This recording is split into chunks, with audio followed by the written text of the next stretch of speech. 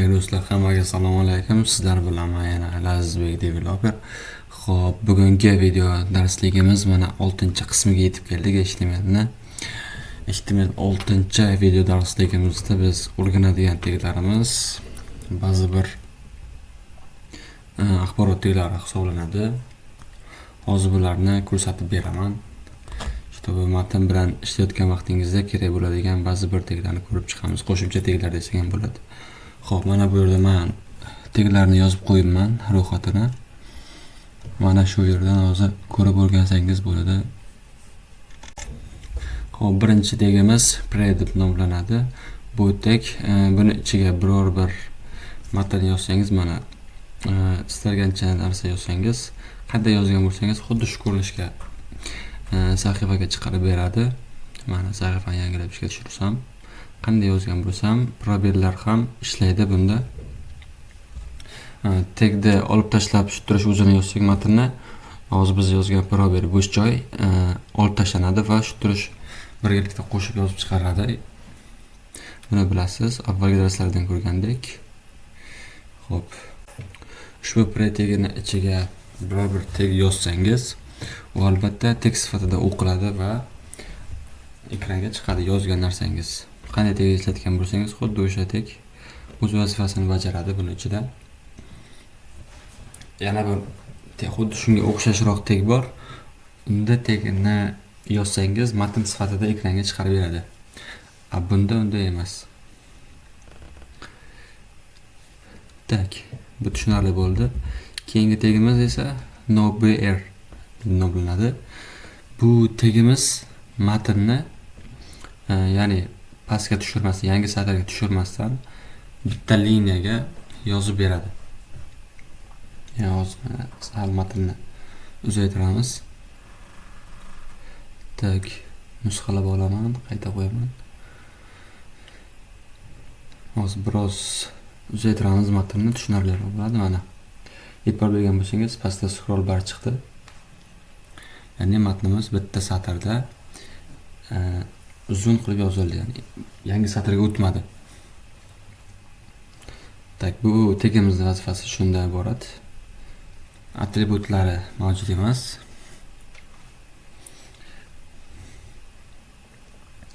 Tak, keyingi tegimiz tt deb nomlanadi.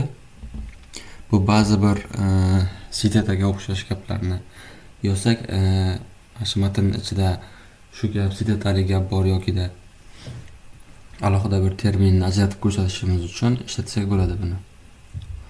Mana tt ning vazifasi ko'rgan bo'lsangiz, shrift o'zgardi. Tak, keyingi tegimiz do'stlar kode tegi. Buni ichiga kod yozamiz. Xo'p, hozir men C tilida kod yozaman. Include lt qo'yamiz. stdoh. C tilida oddiygina kod yozamiz. Hello world degan matnni chiqaramiz. Shuni kodini yozaman hozir. Tak, int main.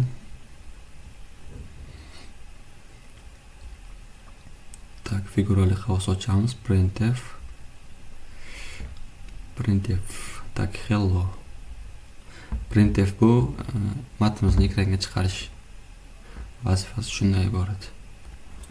C tilida barcha kodlar int main tegini ichida, mana shu funksiyani ichida yoziladi. Tak, saqlaymiz. Sahifani qayta ishga tushirsak, mana matnimiz ekranga chiqdi. Natija quyidagicha. Tak, bu tushunarli bo'ldi deb umid qilaman. Tak, hozir beer yozib qo'yaylik. Yangi liniyaga bitta tushirib qo'yamiz. Bu yerda ham beer yozamiz. Hozir bitta liniya yozilib qoldi. Shuning uchun beer ishlatib pastga tushirib chiqaman. Bu yerda ham beer va tayyor. Tak, ana endi sal chiroyliroq ko'rinish keldi. Tushunarliroq bo'ldi deb. Tak, keyingi tegga o'tamiz.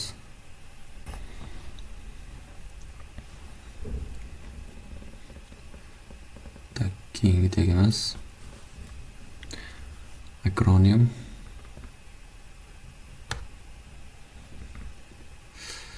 Akronim nima vazifani bajaradi degan bo'lsangiz, kattaroq bir matnlarning ichida akronim so'zlar kelib qolsa, ana o'shalarni ajratib ko'rsatishda ishlatsangiz bo'ladi.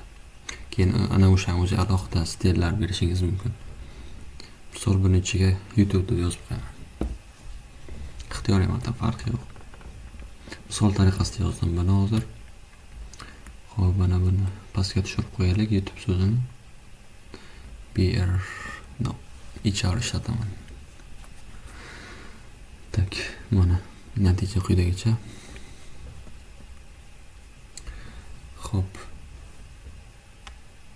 Akronim tushunarli bo'ldi deb umid qilaman. Deyarli unchalik ajralgan yo'q boshqa matnlardan. Xo'p, keyin samtegi bu xuddi yuqoridagi titik kabi matnimizni ajratib ko'rsatadi, ya'ni formatlaydi. Biror bir matnni yokida asosiy bo'lgan gap bo'lagini ajratib ko'rsatishda ishlatsak bo'ladi.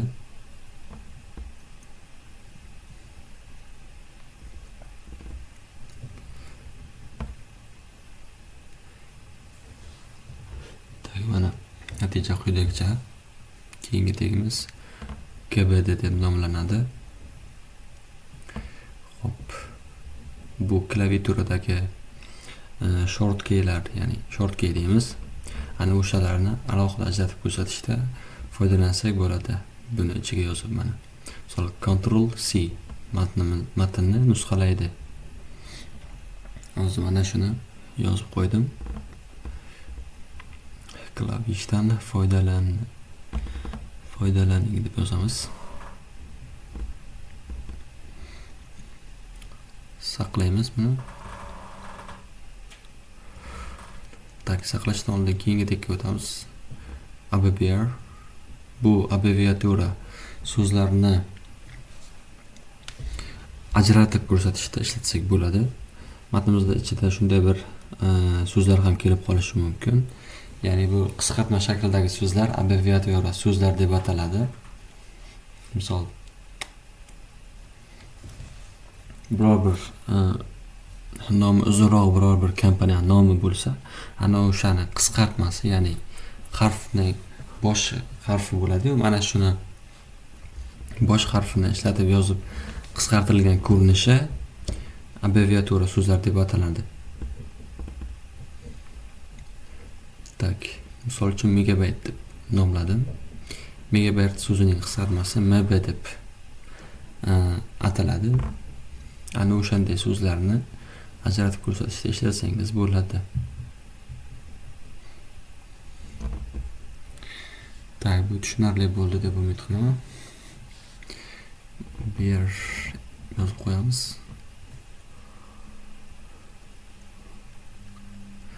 Tak. Beer.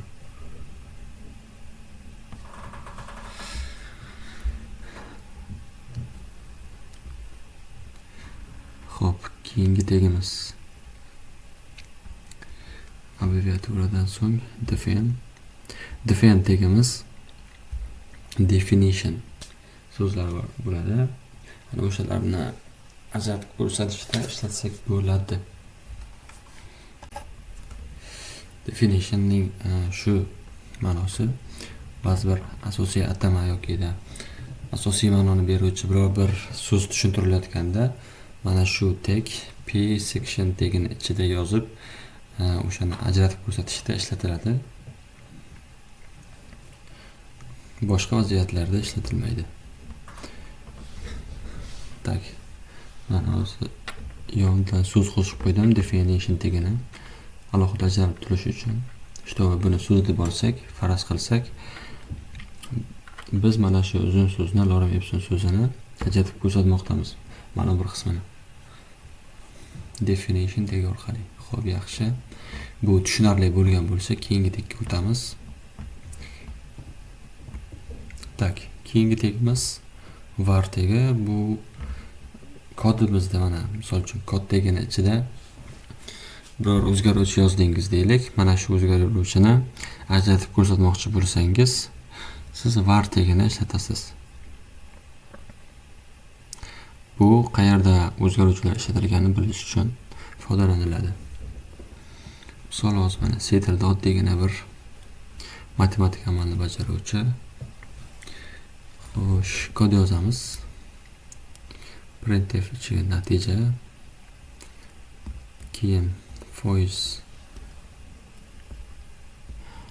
d yozamiz.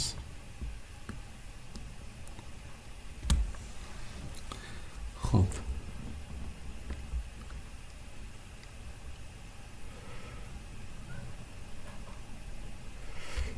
Tak. Yo'q, bu yerda sal adashdim. Setting C ichida A ni qo'sh B ga deb yozdik. Ana endi natija yonidan unga murojaat qilamiz. Natijani o'chirib turaylik hozir. Tak. Foiz D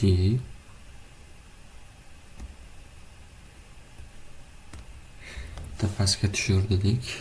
Ana endi bu yerda natija yozsak sal chiroyliroq ko'rinishi kerak. Xo'p, qo'sh tirnoqning ichida yoziladi matn. O'zgaruvchi esa qo'sh tirnoqning tashqarida yoziladi. Tak. Mana bu yerda virgul, nuqta virgul qolib ketibdi. Ana endi kodimiz to'g'ri bo'ldi.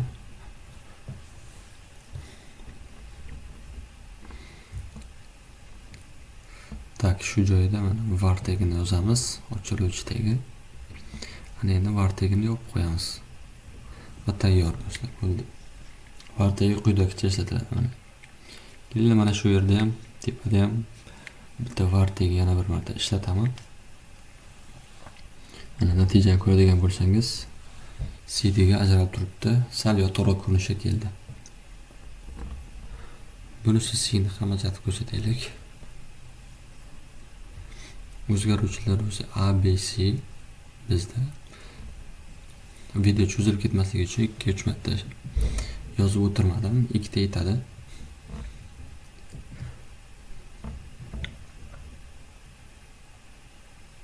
Tak, bo'ldi do'stlar. Keyingi tekka o'tamiz. Keyingi tegimiz setratalar, ya'ni aforizm so'zlarni yoki da ba'zi bir dokumentlarni ishlab bo'ladigan bo'lsa, misol o'shalarni ajratib ko'rsatishda mana shu block quote bilan Q tegini ishlatsak bo'ladi. Q tegini vazifasi o'zi ikkita qo'sh tirnoqning ichida matnni yozib berish. Block quote ni vazifasi esa uzunroq bir o'sha aforizm so'zimizni sahifadan chap qismidan biroz, ya'ni tab bosib joy tashlaymiz, ana o'shancha joyni tashlab matnimizni chap tomondan biroz joy tashlab surib berish. Vazifasi shu. Mana o'z natijasini ko'rgan bo'lsangiz, quyidagicha. Tak.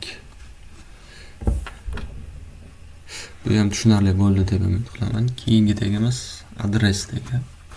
Adres bu sahifamizda biror bir joyni, manzilni ishlatadigan bo'lsak, mana shu adres tegini ichiga yozib qo'ysak, to'g'ri bo'ladi, maqsadga muvofiq bo'ladi. Shtoba adres tegini bittagina o'zini yozib qidirib, ana o'sha manzilni topib olishimiz mumkin, kodimiz uzunroq ketsa. Tak, HR yozib qo'yaman. Buni alohida ajratib ko'rsataman. Tak, keyingi tegimiz XMP tegi. Mana shuni avval yuqorida aytib o'tgandim. Pre tegi bilan biroz o'xshash teg. Vazifasi qisman o'xshash. Bu tegni ichiga yozib, bu teg ichida hop hech qanday teglar ishlamaydi. Taglar matn ko'rinishida ekranga chiqariladi do'stlar. Chiqariladi. Tak, nuqta. Hozir buni ham tagni ham yozib ko'rsataman. Tak, mana natijani ko'raylik. Birinchi natija quyidagicha. Pastda bir xil pretegi bilan u qanday chiqargan bo'lsa, bu ham xuddi shunday. Faqat buni farqi buni tagida buni mana shu XMP tagini ichida biror bir tag yozgan bo'lsangiz, matn ko'rinishida ekranga chiqadi mana. Ko'rgan bo'lsangiz natijani. Bu yer tagimiz matn ko'rinishida ekranga chiqdi.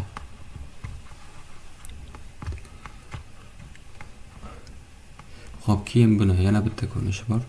Plain text. Ammo bu uncha ishlatilmaydi. Buni yozganimizda sahifamizni tagida mana oxirgi qismida xatolik yuzaga keladi. Bu bilan tak eskiligi uchun do'stlar, buni o'rniga XMP yoki pretegidan foydalanishni maslahat beraman. Bu juda eskiligi tufayli sahifada shunday biroz sahifasida shunday xatolik yuzaga keladi. Tak.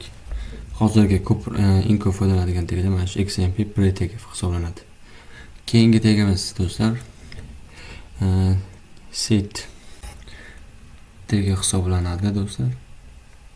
Bu tagi nima vazifani bajaradi deydigan bo'lsangiz, bu bir matnimizni ichida biror bir so'zni ajratib ko'rsatmoqchi bo'lsak ham mana shundan foydalansak bo'ladi. Bu qanday ko'rinishga keladi deydigan bo'lsangiz, matn mana quyidagicha italic, ya'ni biroz yotiq ko'rinishga keltirib berdi matnimizni, ammo ajralib turibdi boshqa matnlarga nisbatan. Keyingi tagimiz BDO deb nomlanadi. Bu matnimizni yozilish tartibini qayerdan boshlab yozilishini ko'rsatib beradi. Buni dir atributi bor. RTL qiladigan bo'lsak, mana hozir Magna bu default ko'rinishda edi, yana endi o'zgardi. O'ngdan chapga yozib berdi, ya'ni LTR qiladigan bo'lsak, yana endi o'zini holida, ya'ni default ko'rinishga keldi mana. Magna degan so'z o'z holida yozildi. RTL qilib qo'yamiz. Bu qanday ma'no anglash uchun. Xo'p, keyingidek do'stlar, mana shu joyda video o'z nihoyasiga yetadi. Taglar ham qolmadi. Bugun o'rganadigan taglarimiz shulardan iborat edi. Keyingi video darslarda ko'rishguncha o'rganishdan to'xtamang, doimo harakatda bo'ling do'stlar.